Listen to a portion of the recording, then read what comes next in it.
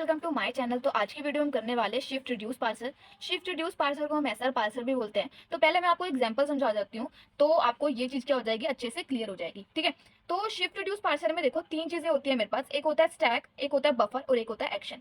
Buffer में मैंने क्या करना होता है, जो भी मेरा इनपुट स्ट्रिंग होता है उसको स्टोर करना होता है।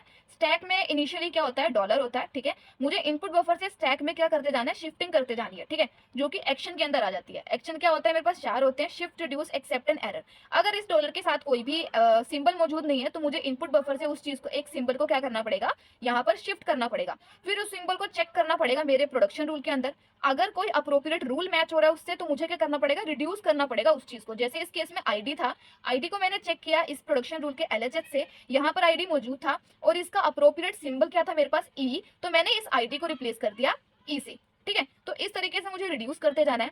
एट लास्ट जब मेरा इनपुट बफर में डॉलर, यानी कि इनपुट बफर मेरा खाली हो गया और स्टैक के अंदर मेरा स्टार्टिंग सिंबल मौजूद होता है, तो इसका मतलब क्या है, जो मेरा स्ट्रिंग है वो सक्सेसफुली पार्स हो चुका है, यानी कि एक्सेप्ट हो चुका है। ग्रामर ने उस स्ट्रिंग को एक्सेप्ट कर लिया है। एरर क्या होता है, जब ना ही मैं शिफ्टिंग परफॉर्म कर सकती हूँ, ना ही एक्सेप्ट परफॉर्म कर सकती हूँ, ना ही मैं रिड्यूस कर सकती हूँ मेरे स्ट्रिंग को, तो उस केस में वो चीज क्या हो जाती है, एरर हो जाती है। ठीक है, यहाँ पे मुझे प्रोडक्शन रूल गिवन है और स्ट्रिंग गिवन है। मुझे स्ट्रिंग को इनपुट बफर में डाला मैंने। ठीक है, अब स्टैक मेरा इनिशियली डॉलर है, इनपुट बफर में क्या है, आईडी है। इसके साथ कोई मेरे पास सिंबल नहीं है, तो मुझे क्या करना पड़ेगा, पहले शिफ्ट ऑपरेशन को परफॉर्म करना पड़ेगा, यानी इस आईडी को शिफ्ट करना पड़ेगा इस जगह पर। मैंने इस आईडी को शिफ्ट कर दिया इस जगह पर, तो मेरी रिमेनिंग मेरे पास इनपुट बफर के अंदर ये रह गया। ठीक है, और मैंने ऑपरेशन कौन सा परफॉर्म करूंगी, इसके बाद रिड्यूस का ऑपरेशन परफॉर्म करूंगी, क्योंकि मैं इस आईडी को क्या कर सकती हूँ, रिड्यूस कर सकती हूँ ई में। ठीक है, तो मैंने ऑपरेशन को परफॉर्म किया। इस ऑपरेशन को परफॉर्म करने के बाद मेरा आईडी रिप्लेस हो गया ई से। मेरे पास बफर के अंदर सिर्फ ये मौजूद था। अब उसके बाद मुझे देखना है कि मुझे एक्शन कौन सा परफॉर्म करना पड़ेगा। उसके बाद मैंने क्या ऑपरेशन परफॉर्म किया, उसके बाद मैंने, इसके बाद कोई सिंबल नहीं था इसलिए मैंने इस माइनस वाले साइन को शिफ्ट कर दिया। तो मैंने शिफ्ट कर दिया, उसके बाद मैंने क्या कर दिया, आईडी को शिफ्ट कर दिया, क्योंकि इसके बाद ये जो सिंबल था मेरे पास इस प्रोडक्शन रूल में मौजूद नहीं था, तो मुझे आईडी को भी शिफ्ट करना पड़ा।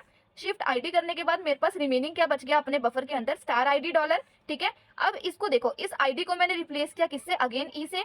फिर मैंने इस ई माइनस ई को क्या किया, फिर रिप्लेस किया ई से। ठीक है, क्योंकि मेरे पास प्रोडक्शन रूल के अंदर मौजूद था, तो मैंने यहाँ पे ई लिखा। यहाँ तक आपको क्लियर हो गया होगा। अब उसके बाद मेरे पास इसके बाद कोई सिंबल नहीं है, तो मुझे क्या करना पड़ेगा, इस स्टार को शिफ्ट करना पड़ेगा यहाँ पे। तो मेरा एक्शन क्या हुआ, शिफ्ट स्टार। स्टार को शिफ्ट करने के बाद यहाँ पर मेरे को कोई और सिंबल नहीं बचा, इसलिए मुझे आईडी को भी शिफ्ट करना पड़ा। आईडी मैंने शिफ्ट करने के बाद ई स्टार आईडी में जो आईडी है उसको मैंने रिप्लेस किया ई से। ई से रिप्लेस करने के बाद मेरा क्या हुआ, मैंने ई स्टार ई को भी रिड्यूस कर दिया, क्योंकि मेरे प्रोडक्शन रूल में मौजूद था। ठीक है, उसको करने के बाद मेरा क्या रह गया, सिर्फ मेरा स्टैक के अंदर सिर्फ ई रह गया, बफर मेरा खाली हो गया। अब जब मेरा स्टैक के अंदर स्टार्टिंग सिंबल और बफर के अंदर डॉलर रह जाता है, इसका मतलब है कि जो मेरा स्ट्रिंग है वो एक्सेप्ट हो चुका है, यानी कि ग्रामर ने इस स्ट्रिंग को एक्सेप्ट कर लिया है। तो यही क्या होता है हमारा, इस वाले पोर्शन में होता है, यानी कि जो हमें सॉल्व करने को मिलता है। ठीक है, अब यहाँ पर हम थोड़ी इसकी थ्योरी देख लेते हैं।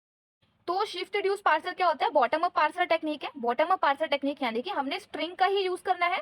स्ट्रिंग का यूज करके हमने क्या जनरेट करना है, स्टार्टिंग सिंबल जनरेट करना है। यानी कि जो हमारा पार्स ट्री जनरेट होगा वो कहाँ से होगा, वो होगा बॉटम से अप की साइड, यानी कि लीफ नोड से रूट नोड की ओर जाएगा। ठीक है, इसको रीड करना आपको एकदम क्लियर हो जाएगा। इनपुट बफर भी आपको समझ आ गया है कि हमने इनपुट को स्टोर करने के लिए इनपुट बफर का यूज करना है। स्टैक किस लिए यूज होगा, हमारे एलएचएस और आरएचएस यानी कि जो प्रोडक्शन रूल है उसकी वैल्यूज को स्टोर करने के लिए और एक्सेस करने के लिए। जैसे हमने यहाँ पर क्या किया, वैल्यूज को शिफ्ट करके स्टैक के अंदर लाए, और जैसे अप्रोप्रिएट रूल मिलता गया उसी तरीके से हमने वैल्यूज को क्या करते गए, पॉप करते गए। ठीक है, तो इस तरीके से हमने स्टैक के अंदर एक्सेस करना है वैल्यूज को रूल्स के हिसाब से। एक्शंस हमने परफॉर्म किया, पहले शिफ्टिंग परफॉर्म की, अगर इसके साथ कोई सिंबल मौजूद नहीं है।